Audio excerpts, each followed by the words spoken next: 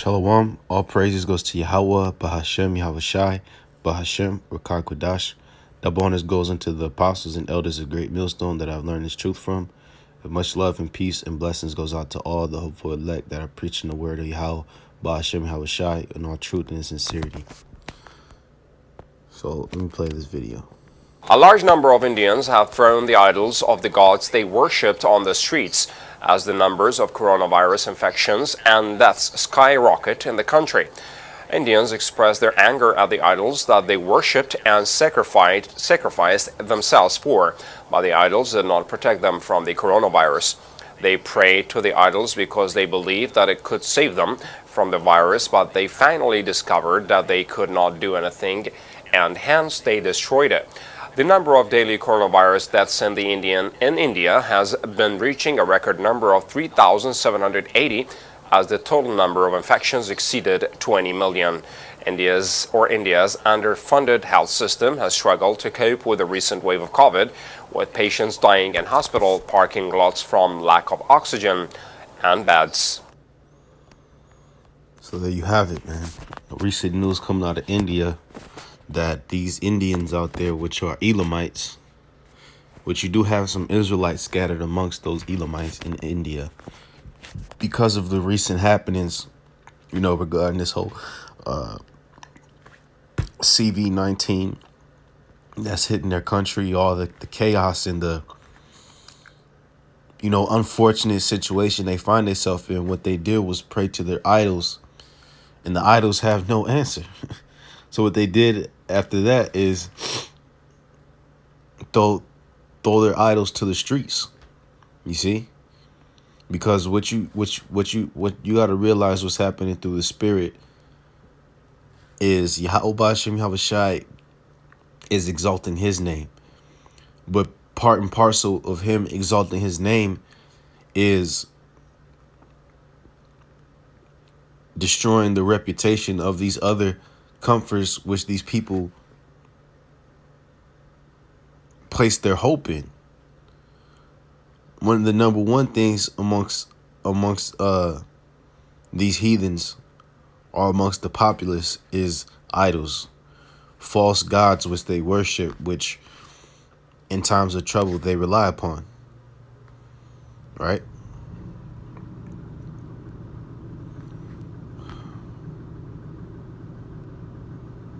So the Lord is doing away with that. He's making it be shown that whenever these heathens pray to these idols, nothing happens. Because what? They're just idols. They're just pieces of wood which men have formed out of elements out the earth which hold no power in them. You see? So this is the Lord is definitely working, and when it's all said and done with the heathen nations, what the world is going to know is that Yahweh Bashem Yahushai, the God of the Bible, the true God of the Israelites, he's the living God, he's the only God, and he's the living God, the only God. Okay, of course you have power set up under him, like his son Yahushai, which Yahushai is a God, if you will.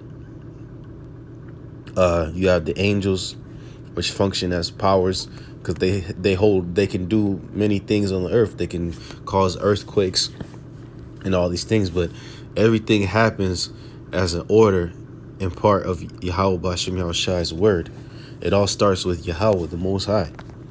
And when you go into the scriptures, the Most High gave these idols to the heathens because he's not dealing with them. But we live in a time where the Lord he's only going to accept the worship of himself. So this is Psalm 96 in verse 5. It says, "For all the gods of the nations are idols, but the Lord Yahweh made the heavens." See? So the heathens, if you look up this word for nations, it's Ha'imim.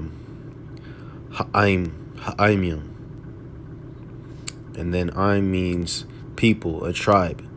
Troops are attendants, a flock, folk, men, nation, people. So basically, the people which the Lord is talking about is the common people in the world, as opposed to the Lord's holy people, which are the Israelites, because our God is Yahweh. It says, but Yahweh made the heavens. See, so Yahweh is the one who is the creator of not only the heavens, but the earth itself, life, everything you see, animals, trees, people. The Lord created these things. It says, honor and majesty are before him, strength and beauty are in his sanctuary. Now let's look up this word for honor.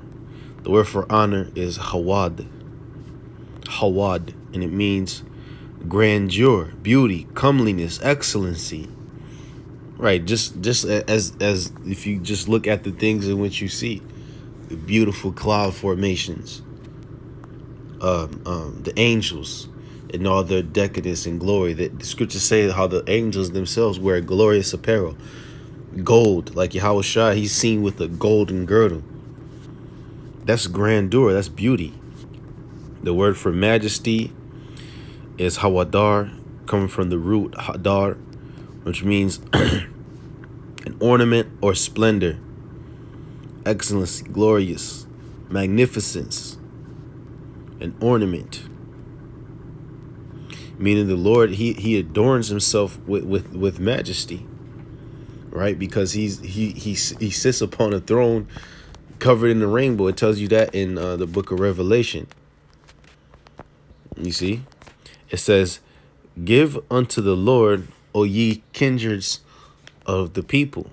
Give unto the Lord glory and strength. You're supposed to give the Lord this honor because, look, everything what you see in the earth, the Lord created it. All the star formations, how they're ordered.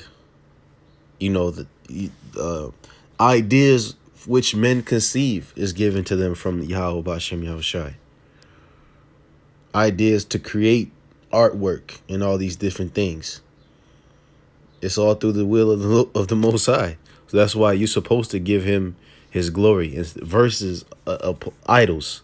It says, give unto the Lord glory, do unto his name, bring an offering and come into his courts. O worship the Lord in beauty and holiness, fear before him all the earth. So the thing about those that could come into the Lord's courts, that's Israelites. The Israelites are the ones that are supposed to be worshiping the Lord. It says, say among the heathen that the Lord reigneth. The world also shall be established, that it shall not be moved.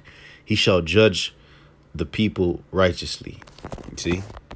And that's what, that's a part of what the heathens are learning right now through the spirit of the Lord being pushed out by the prophets, is that the Lord, he's reigning in the earth and he's controlling everything that's happening.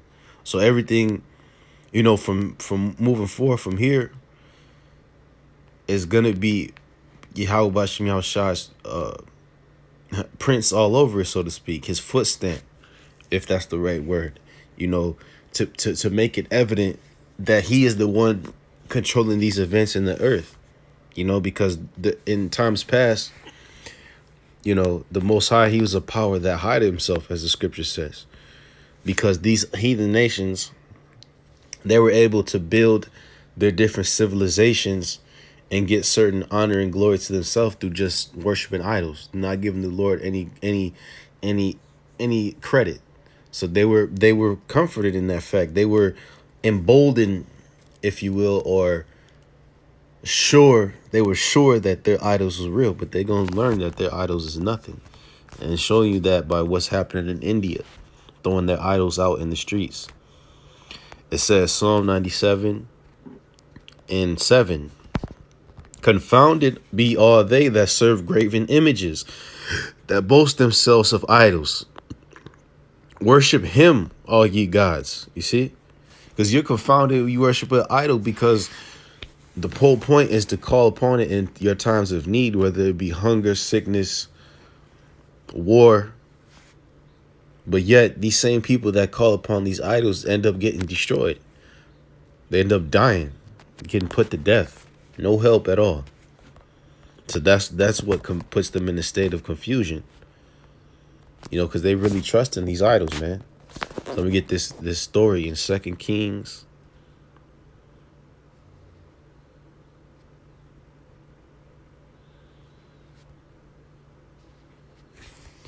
Second Kings, no.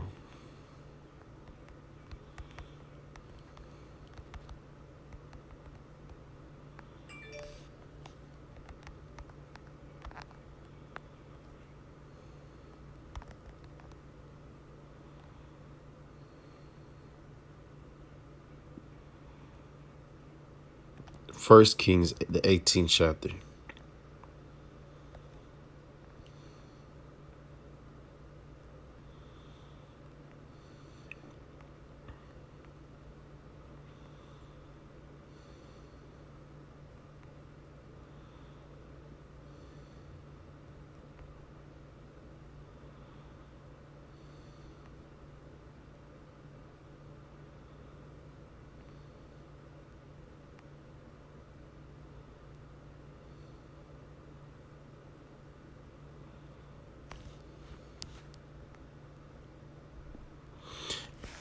First Kings 18 and 20.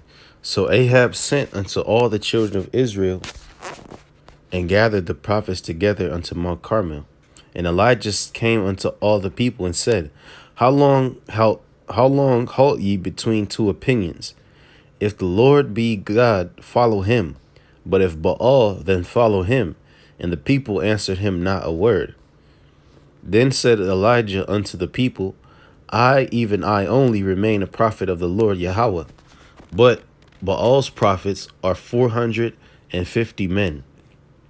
Let them therefore give us 2 bullocks, and let them choose 1 bullock for themselves, and cut it in pieces, and lay it on wood, and put no fire under.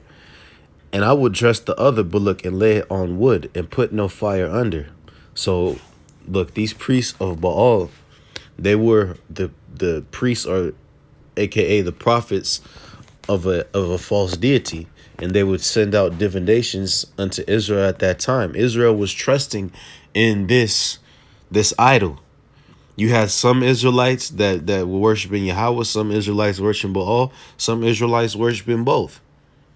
But as the scriptures say, we already read, the gods of the nations are idols. All they be confounded was trust in idols, because they're nothing. They don't exist.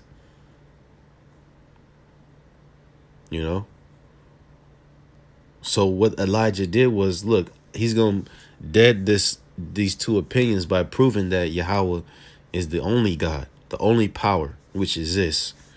Okay. It says, verse 23, let them therefore give us 2 bullocks, and let them choose 1 bullock for themselves, and cut it in pieces, and lay it on wood, and put no fire under.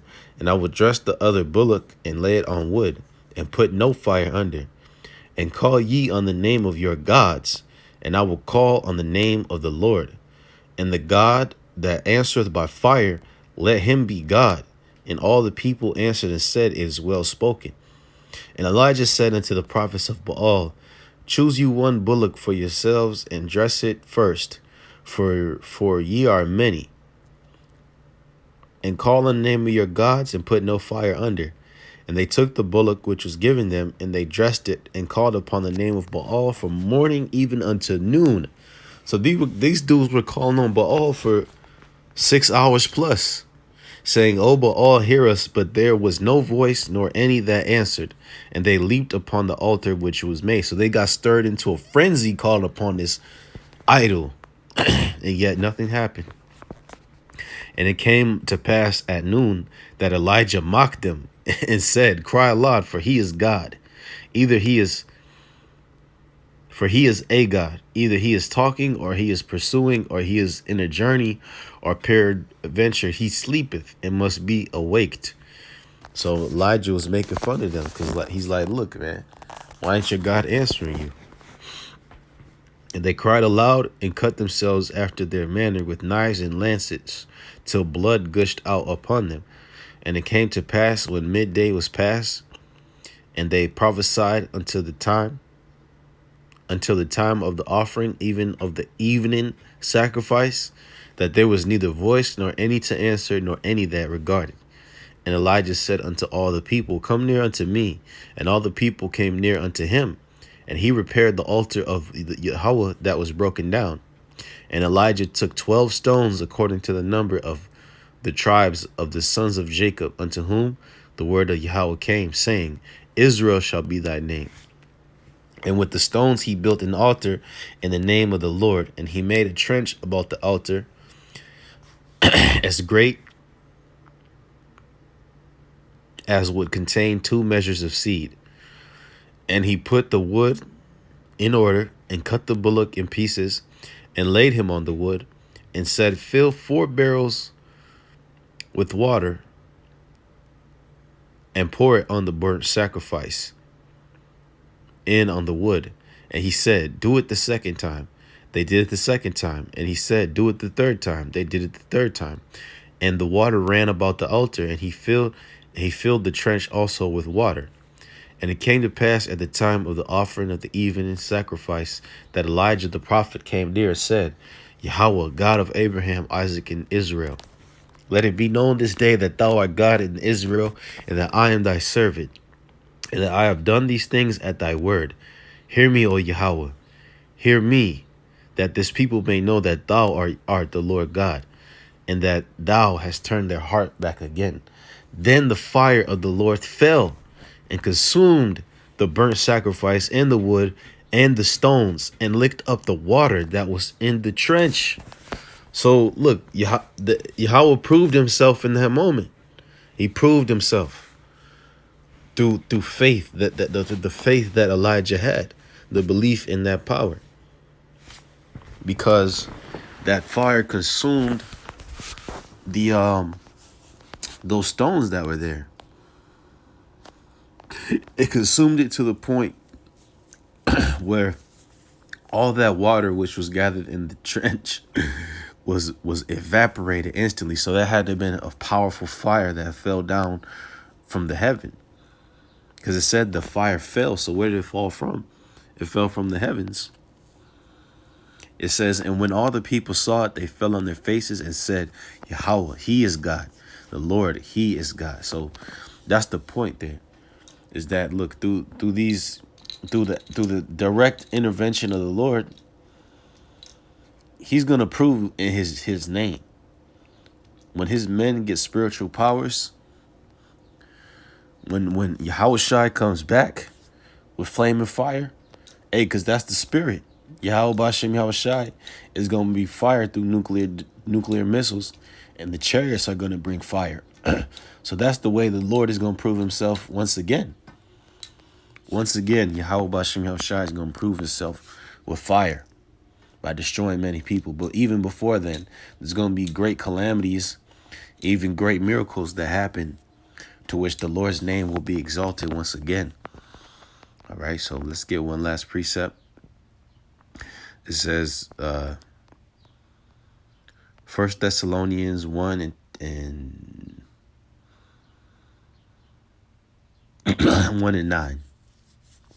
For they themselves show us what manner of entering in we had unto you, and how you turned to the Most High from idols to serve the living and true God, and to wait for his Son from heaven, whom he raised from the dead, even Yahweh Shai, which delivered us from the wrath to come.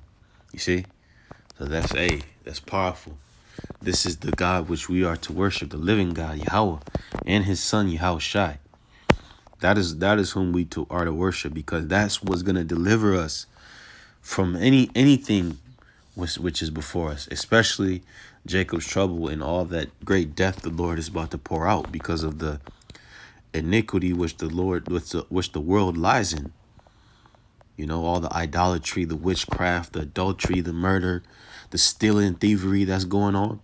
The Most High is going to bring judgment to that. And the only way out is through worshiping the true God opposed to the idols. So all praises goes to Yahweh Bashem Yahweh Shai. Shalom.